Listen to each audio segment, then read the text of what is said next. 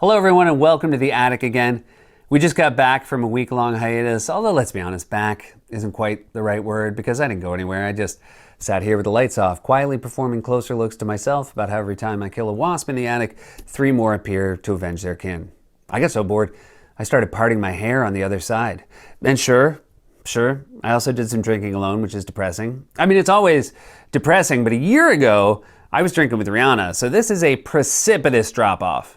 And look, I know this is a long shot, but Rihanna, if you're on Zoom, my meeting ID is 917-11215 and the password is work from home. Anyway, let's just get into it without a segue. The president suggested the coronavirus could be cured with disinfectants, then said he was joking, then threatened to stop doing press briefings altogether, which of course we know he can't do because he loves cameras more than wasps love my attic. There's the segue. For more on this, it's time for a closer look.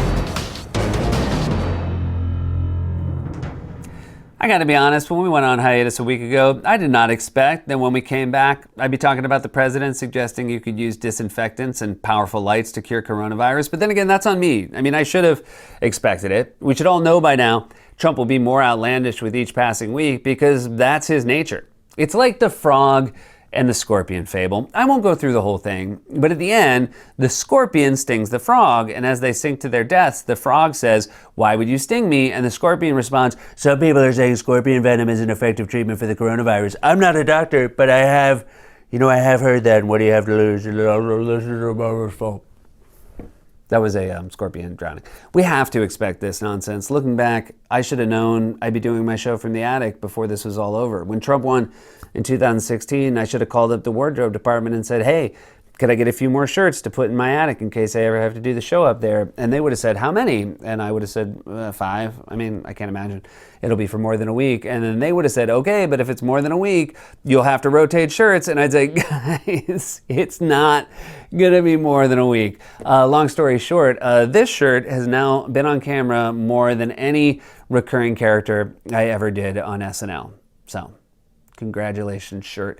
Anyway, after the president said that psychotic thing, in a White House briefing last week, he cycled through his usual series of obviously BS excuses, starting with the classic, "I was just joking." Because if there's one thing people want from leadership during a pandemic, it's sarcasm, and that was me using sarcasm. Now, I was asking a question sarcastically to reporters like you, just to see what would happen. But I was asking a very sarcastic question to the reporters in the room about disinfectant on the inside. But you were asking your medical experts to look into it. No. To look into whether or not sun and disinfectant on the hands, but whether or not sun can help us. You have 2 renowned scientists working with you. Why are you pitching ideas like a 6th century druid? Maybe the sun can help us? Have we thought about sun? More often than not, Trump's ideas for solutions are things that have always been there and require no work or effort from him. He's like a kid who forgot it was show and tell. "Well, I appreciate everything my classmates have brought in today. I would like you to direct your eyes out the window to an item I brought, which is 100 times the size of Earth." Did you forget, Tyler? Did you forget it was show and tell day? I did forget. Also, my diorama is just my mouth. And you were not talking to reporters. You turned to your medical advisors, directly addressed them, and asked them to look into it. And then I see the disinfectant where it knocks it out in 1 minute. And is there a way we can do something like that by injection inside or almost a cleaning? Because you see it gets on the lungs and it does a tremendous number on the lungs. So it'd be interesting to check that. So that you're going to have to use medical doctors with, but it sounds interesting to me. I would like you to speak to the medical doctors to see if there's any way that you can apply light and heat to cure. You know, that if you could, and maybe you can, maybe you can't. Again, I say maybe you can, maybe you can't. I'm not a doctor, but I'm like a person that has a good, you know what. But sir, you're the president. Deborah, have you ever heard of that? The heat and the light relative to certain viruses, yes, but relative to this virus? Just look at Dr. Birx's face while he's asking her these insane questions. If this keeps up, she's going to start wearing 5 more scarves. And look, we just need to be prepared. This is going to keep happening. Trump is a powerful dumb guy. and he is friends with other powerful dumb guys, and they like to call each other up and pitch their dumb ideas to each other. The whole thing is like a lifelong episode of Shark Tank where no one has a good idea and everyone wins. They're called sock gloves. Yeah, I'm in. Yeah. We're all in. At his next press conference, Trump's going to tell people they can replenish their energy by eating 1 battery a day. Some people need AA. Some people need AAA. The other day, someone on the street told me I'm a giant D. Look, this matters, sadly, because Trump is, he's the president, and unfortunately people listen to him. As Maryland's Republican governor, Larry Hogan, explained on Sunday. We had hundreds of calls come into our emergency hotline at our health department asking if it was right to ingest Clorox or alcohol cleaning products, whether that was going to help them fight the virus. So we had to put out that warning to make sure that people were not doing something like that, which would kill people, actually, to do it. Jesus. Clorox is going to have to add a new warning to their labels. Keep away from children and the President of the United States. I mean, this idiot gets on TV and pitches harebrained ideas that are liable to get people killed because he thinks he's a medical genius. And dude, you're not Jonas Salk. You're Jonas Salk. Remember, he began this whole outbreak by repeatedly ignoring dire warnings from public health officials and claiming it would go away like a miracle. Now, over 50,000 Americans are dead and at least 26 million are out of work, and the president is still insisting there will be a miraculous ending. Over the weekend, he tweeted, "I never said that the coronavirus is a hoax. I said that the Democrats and the way they lied about it are a hoax. Also, it did start with one person from China and then grew and will be a miracle end."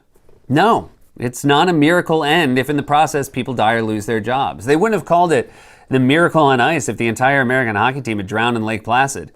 Also, this will end, not because of a miracle, but thanks to the hard work of our medical professionals as well as the collective efforts we're making as a society to slow the spread. Hard work and sacrifice. But Trump can't recognize either of those. Trump is the kind of guy who, if you slaved all day in the kitchen to make him a 4-course meal, would finish it and say, "What's your secret? Is it miracles? I feel like I taste some miracles in here." This stuff is hurting him politically. When the coronavirus outbreak first began and Trump was getting free unlimited airtime on all the news networks, his poll numbers actually went up, despite his dismal response, which makes sense because that's how Trump got popular in the first place. He was always on TV, first The Apprentice, then Celebrity Apprentice, then his years as a racist blowhard who was always on cable news. I'm pretty sure he even popped up in those Liberty Mutual ads. Remember, he was the guy who said insurance is a waste of money because nothing bad ever happens, and when it does, you just wait for miracles. And then, of course, there was his presidential run, where cable networks breathlessly awaited his speeches by training their cameras on his empty podiums. Remember that? When the Democratic candidate for president had to compete for the media's attention with furniture? If Trump loses this year, who are the Republicans going to run in 2024? A racist beanbag chair that brags about how many women have sat on him? Folks, I've seen more asses than you'd believe. Now, pollsters suspected Trump's initial rise in the polls was what they call a rally around the flag effect, in which Americans show their support for the president in a time of crisis. And sure enough, Trump's poll numbers have already begun to fall again. Trump's approval rating is down significantly from 49% in March, while his disapproval rating is up 9% from 45%. Trump had the shortest rally around the flag event in modern presidential history. Which is surprising for a guy who knows a thing or two about rallying around the flag. I mean, my God. These two look like they just met in person for the first time on Love is Blind, and you can tell immediately from the flag's reaction she is not into it. This is a classic Jessica Mark situation, and yes, I did watch all of Love is Blind in 2 days, and I have said it before, but when this is all over and we all have a lot less on our plates, we need to talk about Jessica. Anyway, the point is this. It can be maddening in a crisis like this to see Trump up at that podium every day yelling at reporters and telling people, to huff Lysol, or Mitch McConnell doling out tax breaks to big corporations while decrying so-called blue state bailouts, or small groups of unhinged right-wing protesters screaming at nurses funded by conservative groups and cheered on by Fox News. But just remember that these people have always been and continue to be massively unpopular. Just take the protesters. Polls show Americans overwhelmingly support the social distancing measures used to fight coronavirus. You just don't see them on TV because they're in their houses and nobody can see your signs when you're in your houses. So Trump's numbers are already falling again, even as other world leaders facing similar crises have won praise for their responses. Just take New Zealand's Prime Minister Jacinda Ardern, whose handling has won more than 80% approval, well above any leader in the group of 7 wealthy democracies. 80%.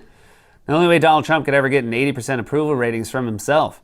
Like over the weekend when he tweeted, "Remember, the cure can't be worse than the problem itself. Be careful, be safe, use common sense." And then one of his other personalities replied to that tweet and said, "So true." He's just fully talking to himself now. Please, Fauci, Birx, just give him an unplugged mic, sit him down in front of a mirror, and he'll be perfectly happy. This guy giving this speech making a lot of sense. I hope he's not being sarcastic. I like what he's saying. In fact, if he sits on the lawn and holds the mirror under his chin, he could even cure himself with some light and heat. So New Zealand has effectively contained the outbreak. In fact, experts believe New Zealand could succeed in eliminating COVID-19. So how is New Zealand doing it? Obviously, there are giant differences between their country and ours, but for one thing, their prime minister is a sane, normal person, which is nice. Instead of self-aggrandizing mini rallies where she theorizes about blasting powerful lights into your eyes like we're all experimental patients in A Clockwork Orange, she holds both formal press conferences and also more informal Facebook Live chats where she updates residents on the country's strict lockdown measures. I thought that I would jump online very quickly and just give another summary, perhaps a shorter one than the one that we did at 1 o'clock today, announcing what the rest of the alert level framework looks like. You'll be pleased to know that we do consider both the Tooth Fairy and the Easter Bunny to be essential workers. But as you can imagine at this time, of course, they're going to be potentially quite busy at home with their family as well and their own bunnies. And so I say to the children of New Zealand, if the Easter Bunny doesn't make it to your household, then we have to understand that it's a bit difficult at the moment for the bunny to perhaps get everywhere. I mean, can you imagine Donald Trump addressing the nation's children on the status of Tooth Fairy or the Easter Bunny? For one thing, every time they appear in public together, Trump rambles so much, even the Easter Bunny looks like he wants to mainline Clorox into his veins. Or maybe, I don't know, he already did. You ready for the White House Easter egg roll? Yeah, just get me a glass of bleach first. Obviously, the geographic realities of life in New Zealand are very different, but there are still lessons we can learn from how they and other countries have successfully dealt with this crisis and begun to slowly reopen their economies in a safe way. And some states are trying to learn lessons from other countries, like Germany, which has begun opening some businesses like bookshops and auto dealerships. Germany is employing a technique known as contact tracing, which we desperately need here. And New Jersey's health commissioner said this weekend that she has spoken with Germany's health minister about the steps they'd taken to implement that program and reopen the economy. He emphasized the importance of robust testing to help to quickly identify new cases as well as their contacts, so they can be isolated immediately. They are being very aggressive in their contact tracing, using a team of 5 officers for every 20,000 members of the community to trace people who have come into recent contact with every confirmed case. Their experience can inform our efforts as we look ahead to ease some of our social distancing restrictions in the state and increase our testing capacity. First of all, that is valuable information, and it's crazy that individual states have to get it themselves instead of, the federal government. Second, I think the best thing about that to me is imagining describing what New Jersey is like to a German. So you identify yourself not by what town you live in, but by what exit you are from? This man, you call him the boss even though he is not your direct supervisor? And is it not difficult to travel when your highways are jammed with broken heroes and last chance power drive? And yet, not only are we failing to adopt those techniques nationwide, Trump's sycophants are actually mocking the idea of contact tracing. Last week, the president's chinless gargoyle, Rudy Giuliani, went on Fox host Laura Ingraham's show, where the two laughed about how ridiculous it was for New York City to implement contact tracing for coronavirus. Michael Bloomberg is going to handle the tracing army of tracers in New York. We learned today from Cuomo. That's totally ridiculous. Yeah, an army of tracers. Then we should trace everybody for cancer. Yeah, army of tracers. We should trace everybody for cancer and heart disease and obesity, and I mean a lot of things kill you more than COVID-19. So we should be traced for all those things. Yeah, man, I hate when someone sneezes on me and I catch heart disease. You know what else we should trace? Brain worms, because I'm pretty sure you guys are spreading them around. And by the way, just a tip, Rudy, no one's gonna think you're smart just because you started wearing glasses. All it does is make you look like Dr. Bunsen Honeydew went on a meth bender. Adding glasses isn't gonna suddenly make you look like a gentleman of letters. Well, Who's that scholarly kumquat? We could easily be learning important lessons from other countries and implementing techniques like mass testing, like contact tracing on a nationwide basis to safely and slowly reopen parts of our country. Instead, the president is musing about using disinfectants and powerful lights to clean out the lungs and having conversations with himself on Twitter. I gotta be honest, at this point, I think something might be wrong with his... You know what? This has been A Closer Look. We've been talking about City Harvest on our show, and they've asked us to thank you for your generous donations, so let's keep going. With unemployment skyrocketing, they're keeping their trucks full to feed the growing number of New Yorkers who are turning to them to put food on their tables. If you're watching this online, please hit the donate button, stay safe, wash your hands. We love you.